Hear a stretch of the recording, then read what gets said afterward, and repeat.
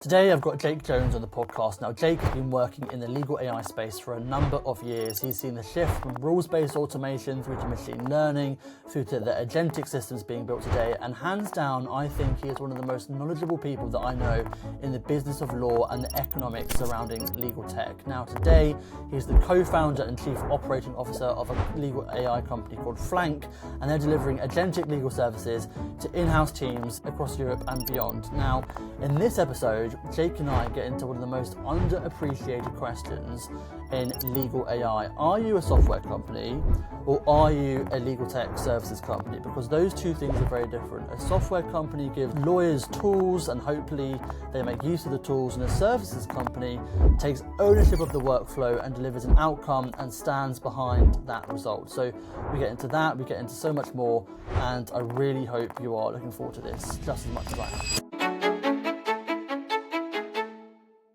Jake, welcome to the Best Practice Podcast. It's a new month. There's new entrants in the space. There's lots of new capital. We're seeing lots of new people getting acquired.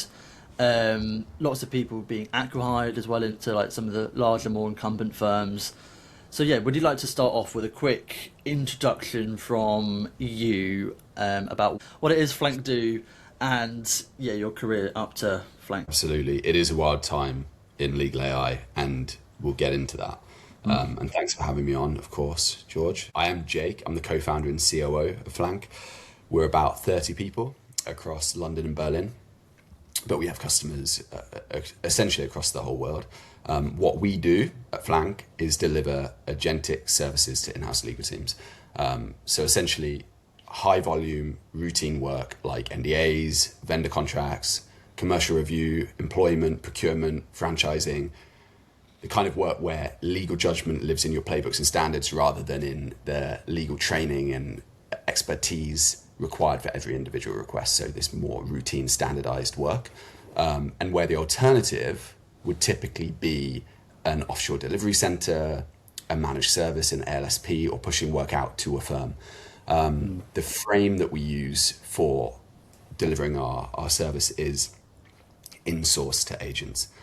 So that means that agents take ownership of workflows from the moment the business raises the request. So our agents live in email, in Outlook, across all of your tools essentially, and pick up the request at the point of need. And then the work gets done end to end inside your legal function rather than going out, as I said, to an ALSP or a managed service.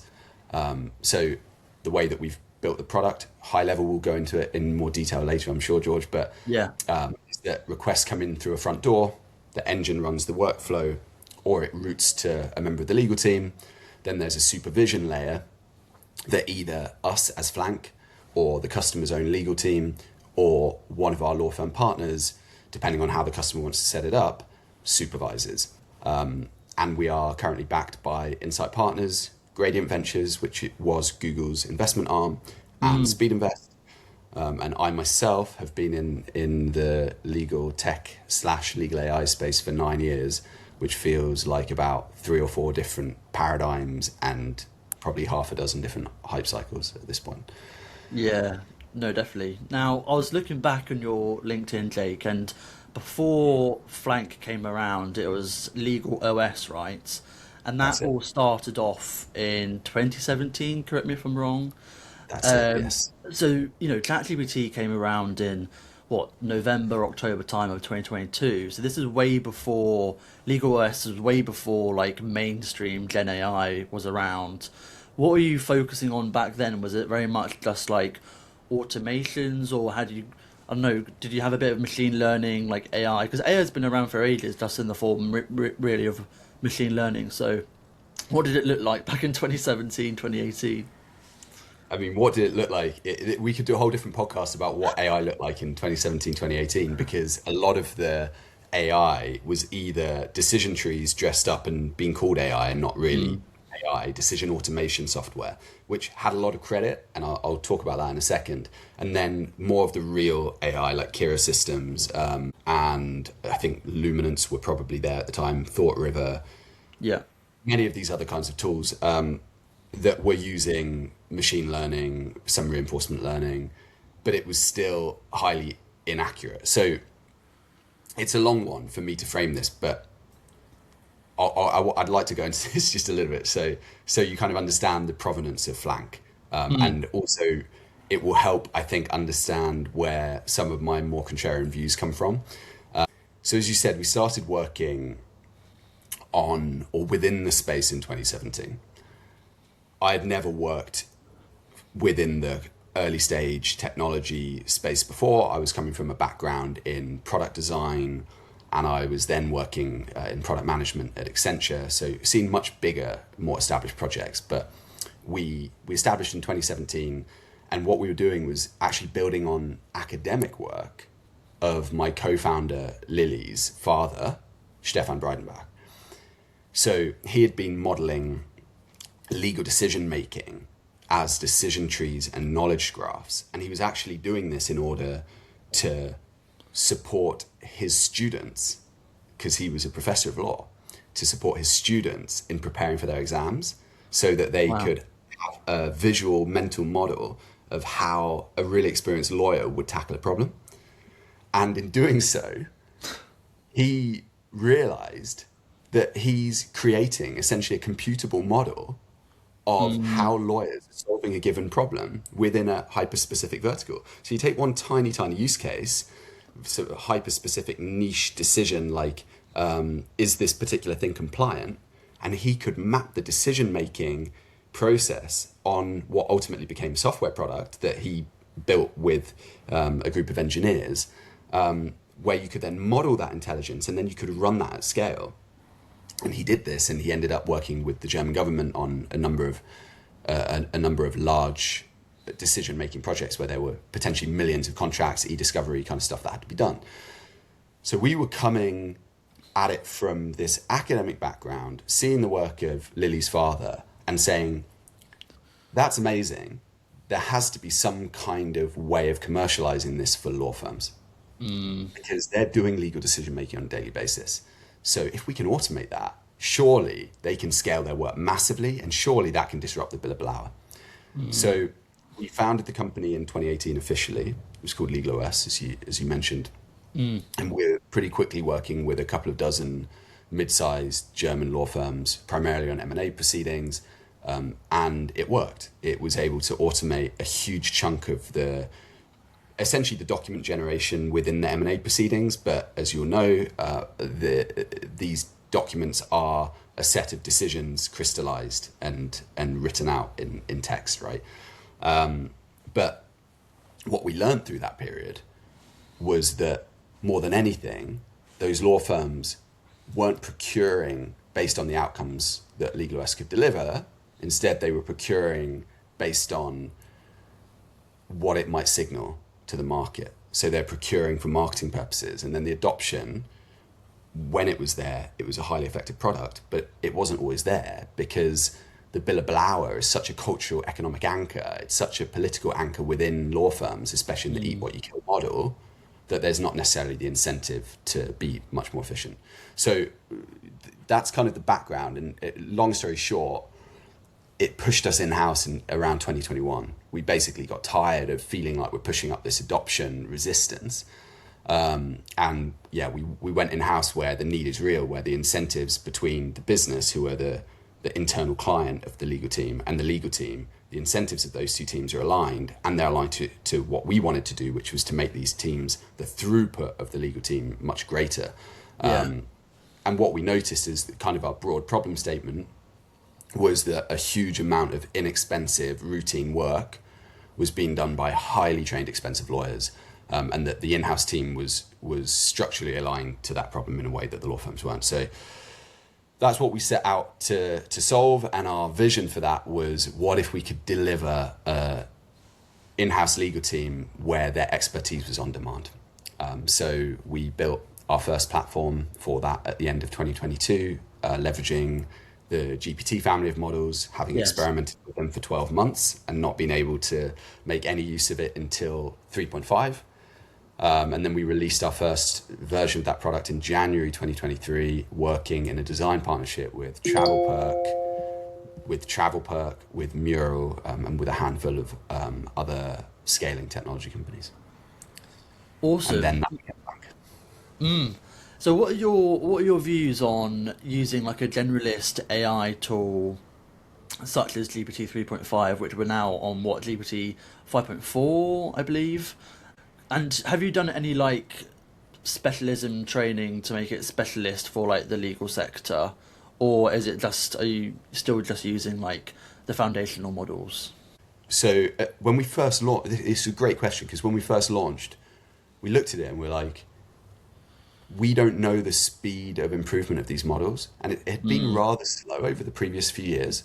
So we thought we might need to fine tune 3.5 in order to be as good as we need it to be for the kind of legal reasoning we're doing, because it wasn't great. 3.5 pretty shitty model.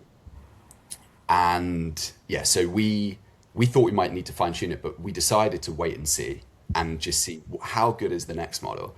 GPT-4 came out, it was much better, and then we thought we could still fine tune this, but I think we need to wait and see because we don't know what the pace of improvement will be. So without me kind of boring you on this point, it basically, we found every time we thought we were getting to a point where we perhaps needed a domain specific model, or even just a small step in a broader process, there was a model that came out that did that for us. And we realized that if we were going to train our own domain specific models, they were very quickly going to be outstripped Outdated. by exactly. Yeah. Harvey did the same thing. So they stopped working on their own models. So my sense is generalist models are totally fine to work with. They're going to keep getting better and better and better. It's more about grounding it in really great knowledge and context, like the LexisNexis domain specific corpus. Yes, no, exactly. And it feels like the speed of development recently has been absolutely insane, and we're on a bit of a circle between what was it like? It's like the meme. It's like Gemini, GPT, Claude. It's like you are here on the map. I feel like at the moment, I don't know, like for image generation, I've been really liking using like GPT 2.0 for their like image generation. For Agreed. like standalone text, Claude is definitely good, but we'll definitely see what it's like when Claude release their latest model. I'm very, very excited for that. Do you, what have you been moving in that way as well? Have you found yourself going from like Gemini to ChatGPT to Claude just for your general day-to-day querying? Yeah, I find so. Even just like yeah, running best practice, I'm using different models at different times of the year, depending on what model is I find is best. To be honest, Yeah. but yeah, it's always changing, and I think that's a good thing about being a legal tech company, and maybe a negative with going, say, if a law firm wanted to partner with Anthropic, is that you kind of have that model lock in, whereas if you went with Flank or any really legal AI vendor, they're all multimodal, and so they will all switch between whatever's best at the time, and they don't really have any need to stay loyal to one. But yeah, I want to zoom out a bit and talk about Flank's approach to agentic AI. So there's been a lot of hype around agentic AI recently. We've seen even, very recently with Legora have released their AOS, like operating system thing. We've seen Harvey released a whole suite of agentic like systems that they've like a lot of them that the law firms themselves can make themselves, but there's also a lot of like pre-made ones that you can go ahead and use. How do you actually define a legal agent at Flank? Because in my head, I've just got agent, and I'm thinking, okay, multi-step. I'm thinking it's able to take the output from one step and then make a decision on which step it's going to take next. But yeah, I'm interested to hear how Flank define an agent, especially in the legal specific domain.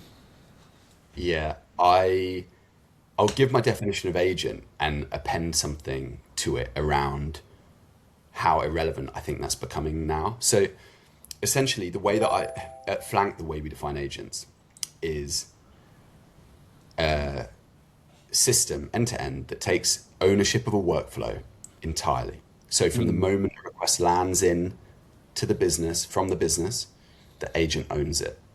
It does the work, it makes decisions within the scope of that work, it produces an outcome, it doesn't produce an output. That's the big shift from non-agentic AI on the spectrum of kind of just generative AI all the way through to agentic autonomous AI. That's kind of the far end of it, is this full autonomy that it's producing an outcome rather than output.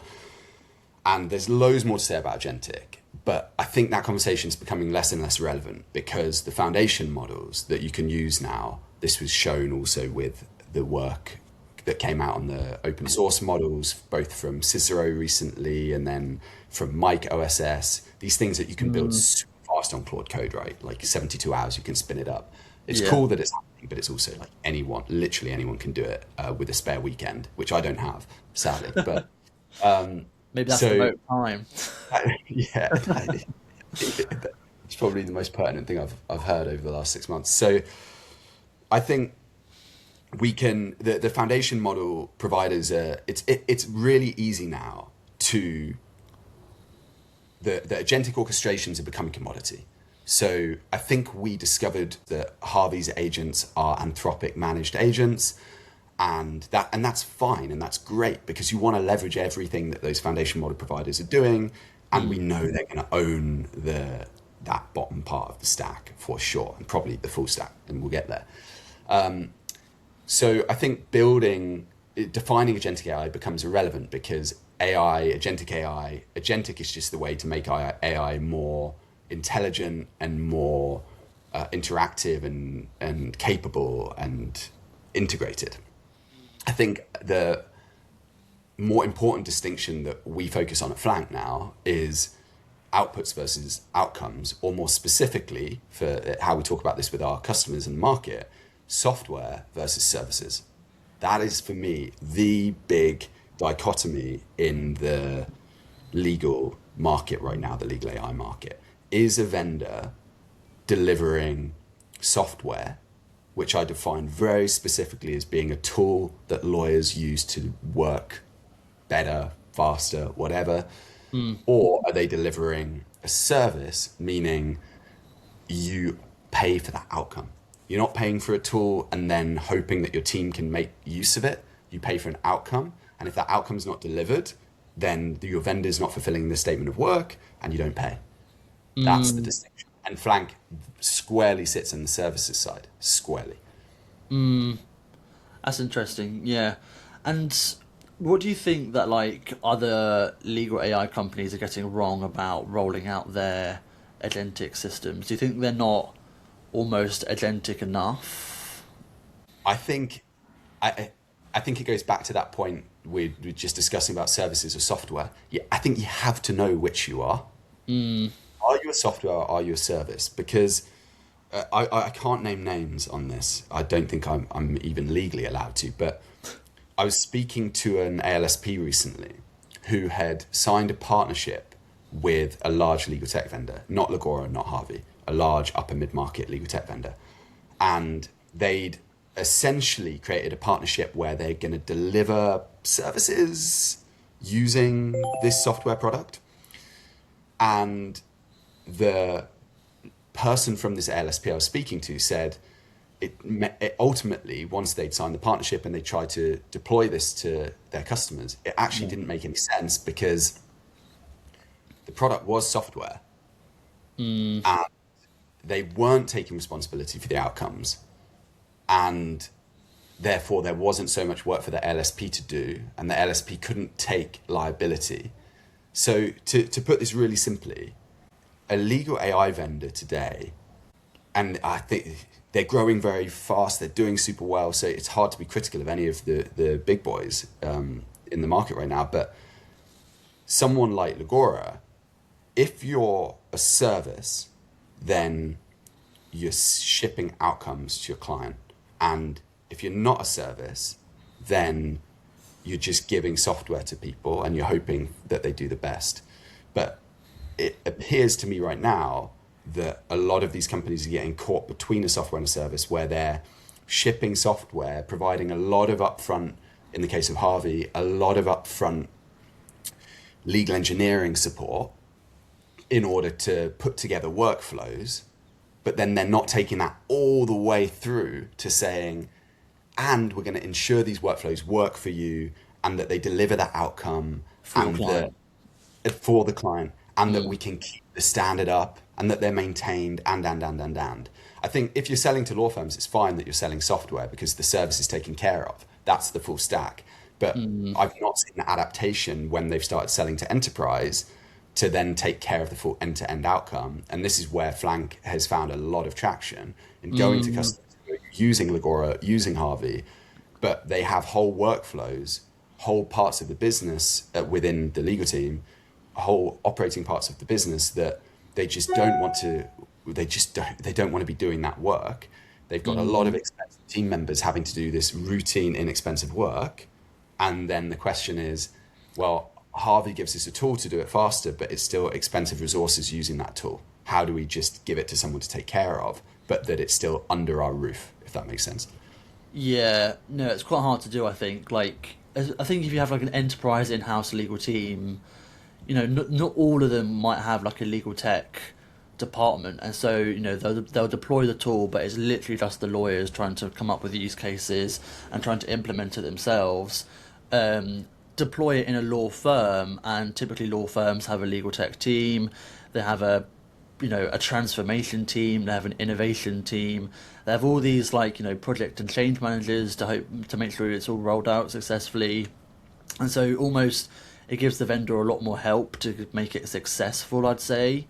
But I think, in-house legal teams definitely need a lot more almost hand-holding. It depends on the size of the legal team. If you're selling to a massive pharmaceutical company, then maybe they've got their own legal tech team. But if you're selling to I don't know, some really small niche company, maybe they don't. So yeah. Even if they do have their own legal tech team, what I've observed is that that team is normally pretty busy with ongoing implementations of CLM or Microsoft Dynamics or whatever it might be, that it's a very different, the throughput is it's such a bottleneck in an enterprise, the throughput of the legal team. And it's so difficult for a legal ops team to improve that throughput when they're under CFO pressure, that for them to find the time and space to make the most of the software in order to increase the throughput, it's almost an impossible challenge, which is why we see Legora being rolled out at massive scale to some enterprises, the lawyers themselves loving it, but the throughput of the broader system not actually increasing. So it's a quality of life improvement. But the CFO is still going, right, but why would I pay now more? Why would I give you even more legal tech budget, legal AI budget? Because I don't actually see the turnaround improve. I don't see you being able to handle, at the end of a quarter, suddenly 100 MSAs coming in that you have to review. So what am I getting from this? Whereas in the law firm, sorry, you go ahead, George. Oh no, I was just going to say, do you not think this is where the role of the legal engineer comes in? And, a lot of legal tech teams now, especially in-house ones, will have, their own legal engineers who supposedly get deployed within their customers, their clients' business, whether that's an in-house legal team, to then help them set it up. But then I guess, I don't know, they're only there to help set it up from what I see, and then they leave. There's still support, but there's not as much support as from when they had it set up. So do you think that's where they come in to help? So anyone who's ever set up an offshore delivery center knows that you're very often creating more problems for yourself. There's more management overhead. And I'm using that equivalent because you might come in, you might get a team to come in. Let's say you have legal engineers from the vendor coming in and they set up your workflows. Fine. That product is changing every month, every 2 months. Your workflows should be evolving let's say every quarter. You're learning a lot every quarter. You should be. There should be really clear data being surfaced through the work you're doing now. And then you should be improving your playbooks. You should be ensuring that the system's not failing. How can an organization take responsibility for the outputs of a system if they're not continually There. looking at that system and spot checking the system? And that's a lot of additional overhead if you don't have the expertise in your team already. So we're probably going to see people like Harvey seconding legal engineers to large enterprises, and that would be sane. But at some point that crosses into delivering a service. So it's almost like all paths lead to delivering a service, or saying, which Legora and Harvey can't afford to do because their valuations are far, far, far too high, but or saying we're a software company. Like GCAI, I think have such an amazing opportunity and are probably capitalizing on it to say, yeah, all the other people are trying to do everything. We're the software for your lawyer. This is the tool every single in-house lawyer in the world will use.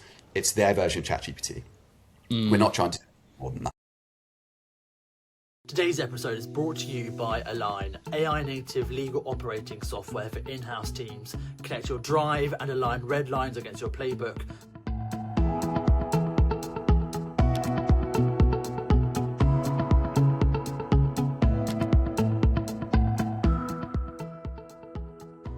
Turns every clause and obligation into a queryable repository and answers questions in plain English, like every MSA expiring in Q3.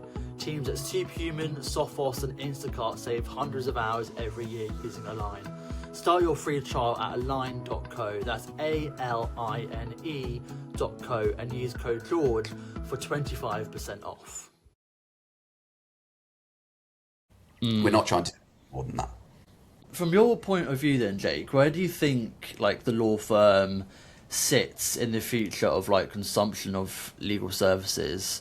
Obviously, you know, all these in-house teams are, you know, getting these amazing legal tech tools such as Flank, such as GCAI, such as Wordsmith, and they're all designed really and ultimately to reduce outside spend on external counsel, which is the law firms, right? So where do you think the law firms sit in this? I think I hear a lot of people, and it's like, yeah, law firms in the future are going to be like for that higher level, more strategic work. But do you think they should maybe like adapt? Like if you were speaking to a managing partner of a law firm tomorrow, what would you recommend that they do? Do you think they should be turning into more of like an ALSP, like, I don't know, cheaper on-demand services kind of thing? Yeah, interested to hear what you think. So I was speaking to one last night, funnily enough, just before dinner.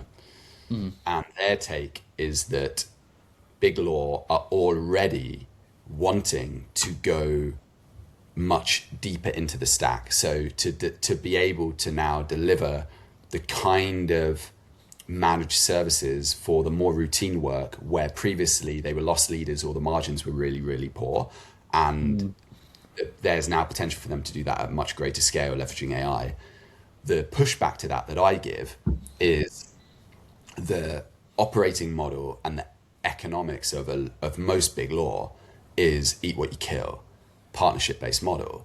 And therefore it's very difficult to get this kind of firm-wide collaboration on systemic redesign, because you have to systemically redesign how Big Law operates in order for their margins to increase to the kind of levels that we're going to see from AI native law firms. So what would I do? I think we're in a similar position today to roughly 2015 in financial services when you had challenger banks coming out. And I was sat in a room in late 2015, early 2016 at a big global bank, and I was very junior product manager, and I was sitting there hearing a conversation, and it went roughly like, shall we buy N26 or shall we build our own thing?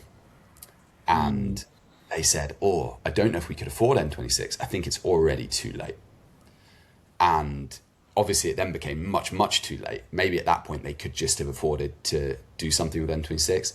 They did ultimately leave it too late. And they did go on and they built their own challenger bank, and it failed. It was really badly executed and it failed. And I don't know the reasons why it failed.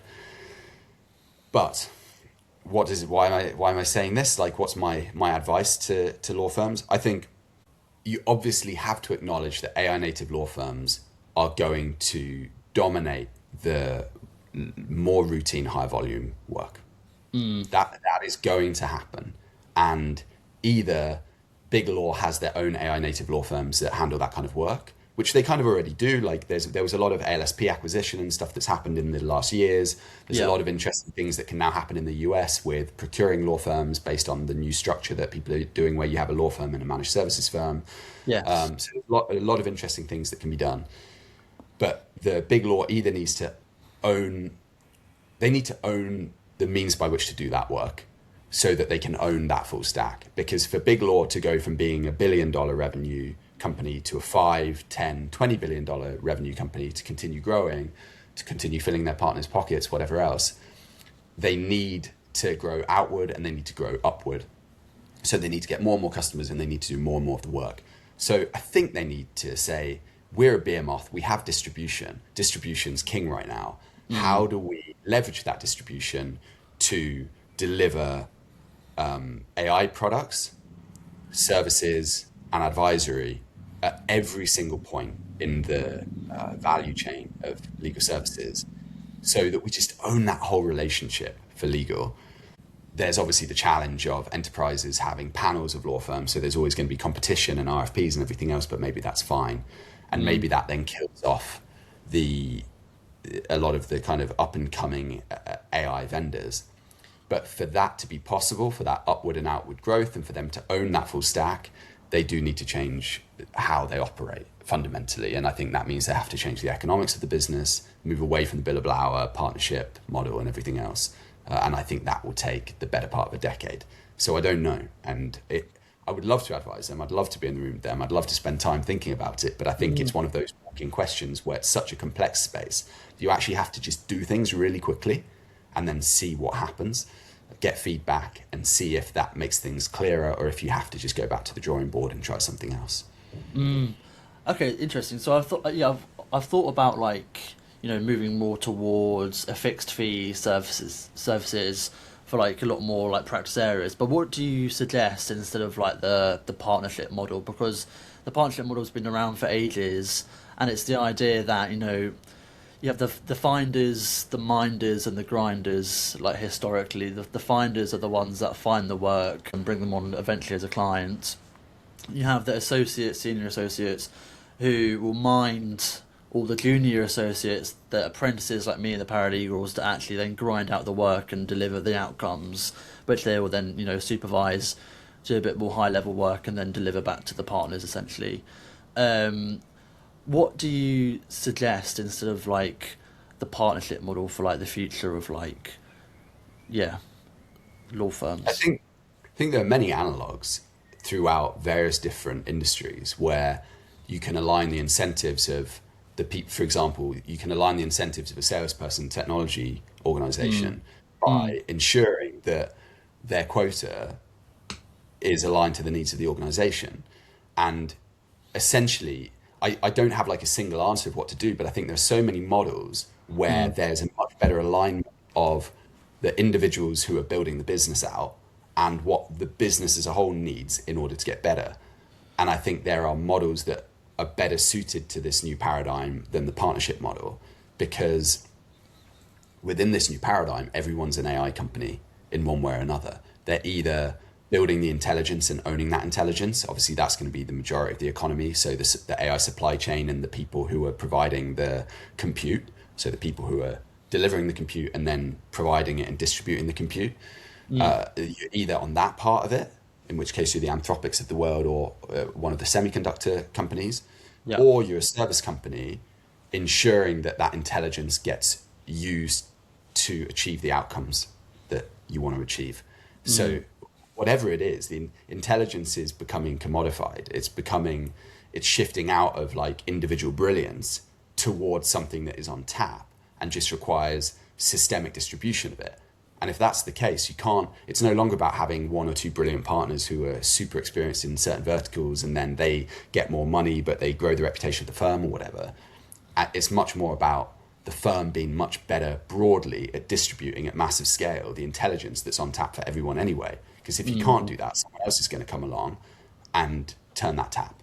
This is the difference. Everyone's pulling from the same resource now. It's not like this weirdly fragmented resource when you've got human intelligence. Silicon-based intelligence, compute, is something that you can access, and some genius in Switzerland can access and some school kid in Australia can access, and it's all the same compute and same intelligence that they're accessing.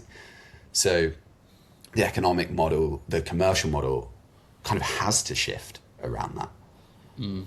Yeah, maybe we'll see them turn into more of a account executive kind of role. Yeah, maybe it is. They're kings Yeah. of distribution. Law firms are amazing at relationships, amazing at taking on liability, and their ability to distribute through their relationship is second to none. Arguably, consulting firms are kind of on that same level. So it's about how is that then your thing that you use to distribute the new silicon-based intelligence? That's my take, but I don't have like an answer to it. And so, zooming out, Jake, we've got a massive, legal tech market at the moment with all the big dogs, like you said. So you've got Harvey, Lagora, Spellbook. We've got some of the more older ones that are still doing quite well, I think. Ironclad, even DocuSign are trying to, I think, lean a bit more into that legal vertical. Spot Draft, and the list goes on.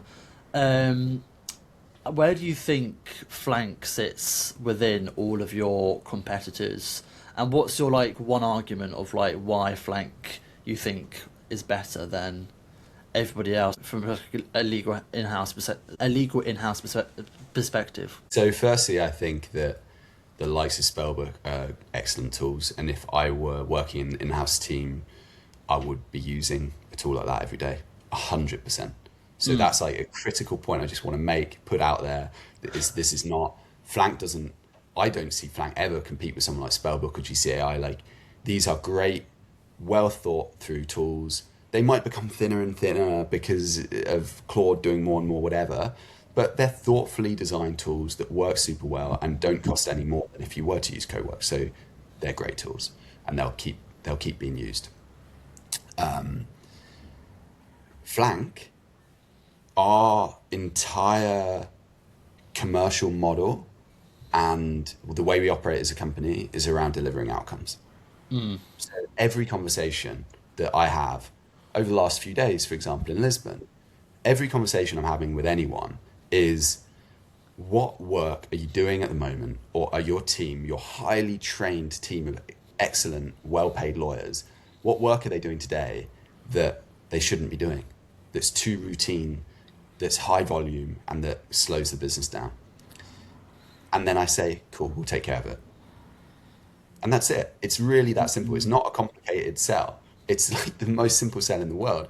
The complicated bit is the black box that Flank has to take care of, which is, okay, so we've just spoken to this huge construction company with 15,000 people distributed across the world, legal team of hundreds of people in loads of different countries. And they want this particular part of their commercial contracting process to be entirely handled by a service. How do we do that? But that's our problem. And we're really, really, really, really good at solving that problem. And that's what we're really good at. We're not really good at design. We're not really good at building, fine-tuning domain-specific models. We don't have any proprietary content.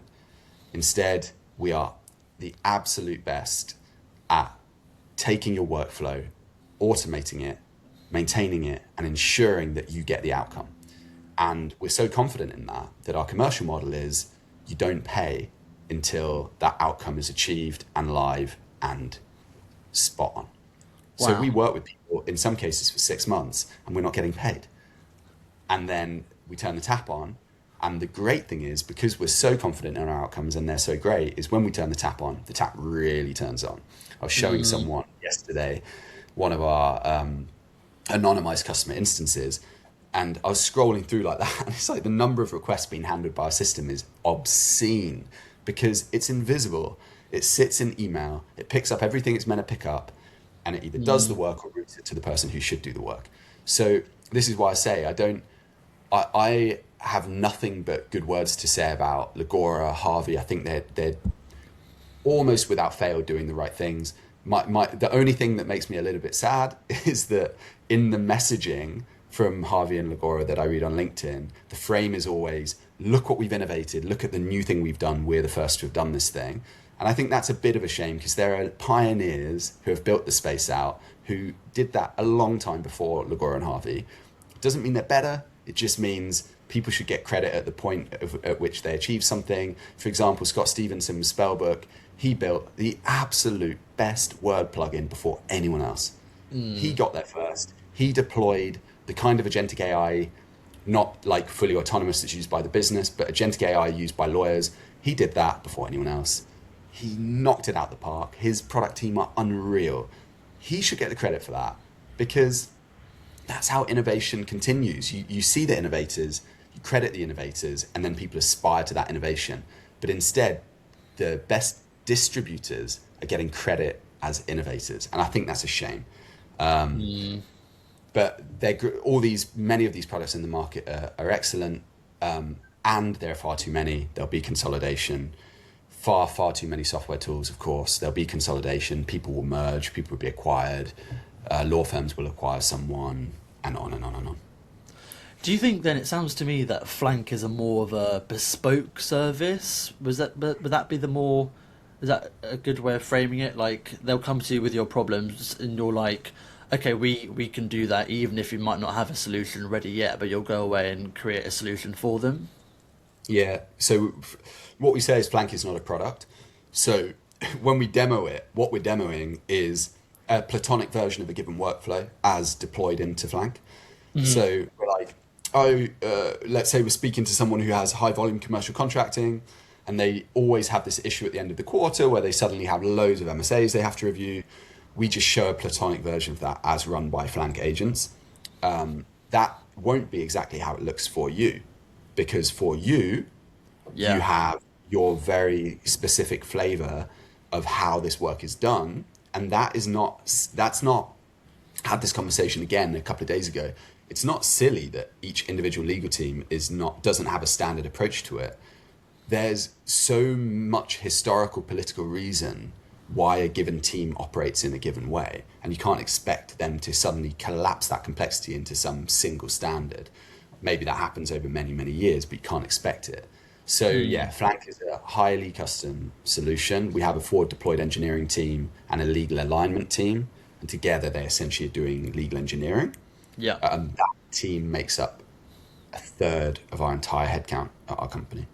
Wow. Yeah. So most of it's custom. One tiny caveat would be we deploy all of it through our legal front door because you need to see what's coming in and what is getting routed to Flank and how it's handling it. And you want your data insights so that you can make your business case to your CFO when you need to procure more agentic services. Yeah. And that's out of the box and you just plug it in. And if your IT team and your security team approve, which we help with that whole process, then 48 hours later, you've got that plugged in and you've got your visibility of everything coming in, and then you choose what you want to route to Flank. So a pretty rapid implementation, it sounds like then. For the front door, it's crazy fast, yeah. No, that's good. And do you think the door is still open for like creating new legal tech startups? Say, I'm sure there's a lot of people that, look up to you, Jake, and they're thinking, okay, I've got an amazing legal tech startup in my brain. Maybe they're a lawyer at a firm.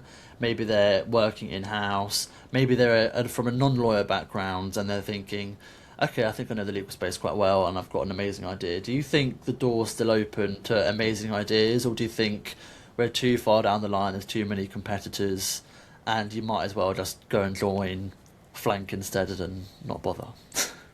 Well, if you're really great, I'd love you to come and join Flank. I'm also not convinced there's many people who look up to me, but I think my take is like everyone's career or education or life circumstance gives them a really hyper unique set of context. So, for example, you are doing a solicitor's apprenticeships scheme at Silkin, and you live in a very particular place, and you were brought up in a particular way, and your educational circumstances expose you more to certain topics than others, and you maybe have a problem that in your education system and your education experience at the moment, you might find that one particular thing is particularly challenging for you for whatever reason, and it might not be challenging for someone else, or they might not have exposure to it. But it means that there really is, almost every single person has a unique set of context to bring to a particular problem space, or a unique problem space where they're uniquely well suited to solve in that. And within AI, look, I vibe coded an app like 6 weeks ago for our team because we needed to we needed to do something in marketing. I won't go into too much detail, but we needed to do something in marketing. And it was a problem I was facing that I had a unique challenge in because I was leading that sub-function. So I was able to build this product in a way that considered aspects of the experience and included knowledge that very few other people could have included for our context. And it means this product's getting used at massive scale at Flank. And now I've actually got friends in other companies who want to use it. And that's basically to say there's an endless number of problems to solve, and it's easier than ever to build a business for that. And I would just say, don't generalize and don't build the product that you think people want and that is going to be the sexiest or that's going to sell. Solve the problem, build a product that solves the problem that you are uniquely well suited to solve. And then it's going to have value. And it might have value for like 5 people, but that can be your beachhead. And then you scale it from there. This would be, I would give you an answer, a different answer every day you ask me that question. But today, that's where my head is at.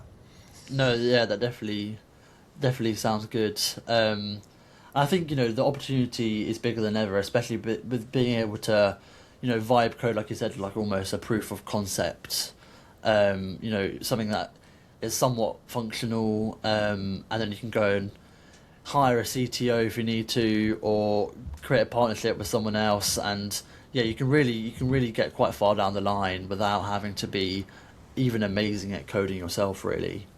Yeah, you can. So yeah, awesome. Jake, thank you so much for coming on. Where can people find you after the podcast? So you can obviously find Flank at flank.ai. It's really easy to find. You can search us in Google and you'll see other people who sponsor and bid on our I've Flank seen AI. that on your LinkedIn. Goodness. It costs us 400 euros a month to put our defensive ads up. So I'll write an invoice to our competitors for that.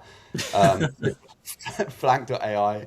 I also write a lot about, I hold strong views very lightly and change my views all the time. And I like to just share where my head is at a given point in time, because then people will challenge me and they'll message me and I'll change my mind. And that helps me evolve my understanding of the space, which is a very complex space. And that's on LinkedIn. So Jake Jones, you can find me on LinkedIn if you search Jake Jones Flank, no doubt. And where I'd like to steer people to is also our Substack, which is the intake. So it's intake and then 0. So the number 0, intake0.substack.com. And that's just a bunch of articles from people in our team. Twice a week, we get one person in our team to write about some problem that they're solving at a given point in time within the legal AI space. And that is honestly my favorite Substack. I go to my team member after, I'm like, dude, I didn't even know you're working on this thing. This is crazy. So I point people there. And then if you're already looking into Flank and you're trying to build a business case, we have a portal called insights.flank.ai that gives all of the information that you need to be able to make sense of this for your CFO or your board or whatever, so that you can build a business case. And I'm also happy to jump on a call and help with that.